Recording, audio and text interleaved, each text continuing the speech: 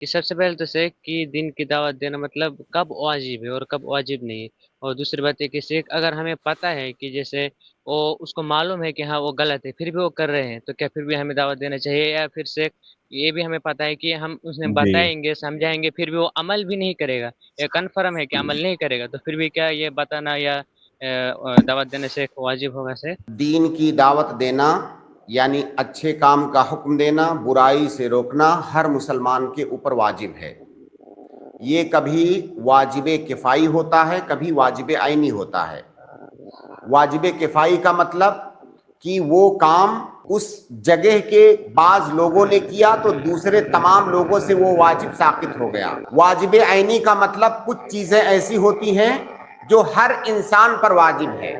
جیسے مثال کے طور پر کسی انسان کے اندر آپ نے کوئی برائی دیکھا اور صرف آپ ہی نے دیکھا، وہاں پر ممکن نہیں ہے کہ کوئی اور آ کر کے اسے روکے، اب وہاں پر آپ پر واجب عینی ہے۔ لیکن اگر وہ برائی ایسی ہے کہ بہت سارے لوگ دیکھ رہے ہیں، وہ واجب کفائی ہے، آپ میں سے کوئی ایک شخص وہ کام کر دے گا تو سب کی جانب سے ہو جائے گا۔ لیکن جب وہ کام صرف آپ کے بس میں ہے، آپ ہی کر سکتے ہیں، تب وہ واجب عینی ہوتا ہے۔ یہ ایک بات، یعنی دعوت دینا، حق بات کی دعوت دینا، اچھے کام کا حکم دینا، برائی سے روکنا ہر مسلمان پر واجب ہے۔ لیکن فرق یہ ہے کہ کبھی واجب کفائی ہوتا ہے، کبھی واجب عینی ہو جاتا ہے، اور وہ میں نے بتایا کہ واجب کفائی کب ہے، واجب عینی کب ہے۔ اور دوسری بات کہ امر بالمعروف نہی عن المنکر اور دعوت کا کام ہر آدمی کا الگ الگ دائرہ ہے، وہ اپنے دائرے میں رہ کر کے کرے گا۔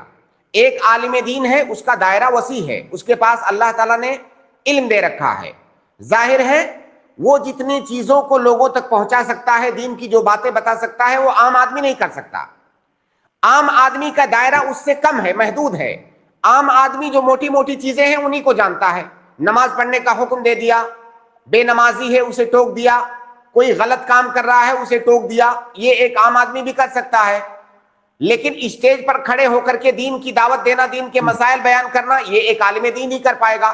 خلاصہ یہ کہ سب کا اپنا اپنا دائرہ ہے، اپنے اپنے دائرے میں رہ کر کے دین کی دعوت دینا، امر بالمعروف اور نہی عن المنکر کا کام کرنا، یہ ہر مسلمان کے اوپر واجب ہے، یا تو واجب کفائی یا واجب عینی۔ آپ نے کہا کہ کبھی ہم کو لگتا ہے کہ ہم چاہے جتنا اس آدمی کو دعوت دیں یا منع کریں برے کام سے، وہ نہیں مانے گا۔ یہ کام آپ کا نہیں ہے، آپ کا کام ہے دعوت کا کام کرنا، اس برائی سے روکنا، بھلائی کا حکم دینا آپ کا کام ہے۔ ہدایت اللہ رب العالمین کے ہاتھ میں ہے۔ نبی صلی اللہ علیہ وسلم کے بارے میں اللہ تعالیٰ نے کہا انکا لا تہدی من احببت، آپ ہدایت نہیں دے سکتے کہ آپ جس کو چاہیں ہدایت دے دیں، ہدایت اللہ تعالیٰ کے ہاتھ میں ہے۔ ہدایت جب اللہ دے گا تب وہ آدمی ہدایت پائے گا۔ آپ کا جو کام ہے وہ کیجئے، آپ کا کام ہے بھلائی کا حکم دینا، برائی سے روکنا۔ آپ نے اگر یہ کام کر دیا، جو ہے آپ کے اوپر جو واجب تھا وہ ادا ہو گیا۔ باقی ہدایت دینا وہ آدمی مانے گا نہیں مانے گا یہ میٹر نہیں کرتا ہے۔ دعوت کی کامیابی یہ نہیں ہے کہ جب آپ نے کسی آدمی کو دعوت دین دیا، اچھائی کا حکم دیا یا برائی سے روکا، تو وہ آدمی آپ کی بات جب مان جائے گا تب آپ کو کامیاب انسان کہا جائے گا۔ یہ نظریہ غلط ہے۔ دعوت کی کامیابی یہ ہے کہ آپ صحیح طریقے پر، صحیح منہج پر رہتے ہوئے دعوت کا کام کریں، چاہے ایک آدمی بھی آپ کی دعوت سے نہ سدھرے۔ اگر آپ کا طریقہ، آپ کا منہج صحیح ہے دعوت کا کام کرنے کا تو آپ کامیاب ہیں۔ اگر وہ کام آپ کر رہے ہیں تو یہی آپ کی کامیابی ہے۔ کتنے انبیاء ہیں جن پر ایمان لانے والے بہت تھوڑے سے؟ آپ جو ہے نوح علیہ السلام کی مثال لے لیجئے، اور دیگر کئی سارے انبیاء، کتنے لوگ ان پر ایمان لائے؟ تو کیا ہم یہ کہہ دیں گے کہ انہوں نے جو دعوت کا کام کیا وہ ناکام رہے؟ نعوذ باللہ، وہ بالکل ناکام نہیں رہے۔ داعی کی کامیابی یہ ہے کہ وہ دعوت کا کام کر رہا ہے کنٹینیو، اور صحیح طریقے اور صحیح منہج پر کر رہا ہے۔